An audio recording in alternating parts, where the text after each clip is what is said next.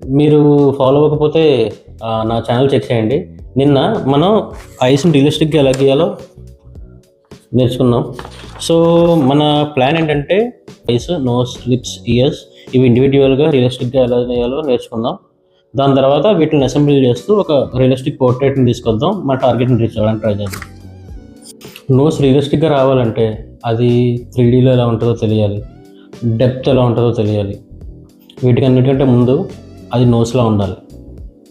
Hello guys, welcome to day 10 of learning portrait drawing in 30 days series.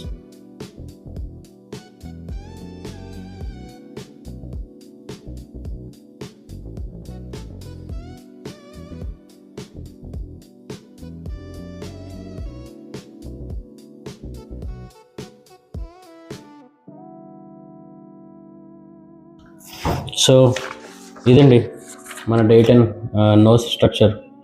చూడడానికి చాలా రియలిస్టిక్గానే వచ్చింది అనిపిస్తుంది.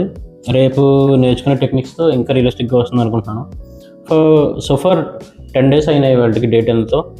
10 daysలో మనం పర్లేదు బాగానే నేర్చుకున్నాం అనిపిస్తుంది.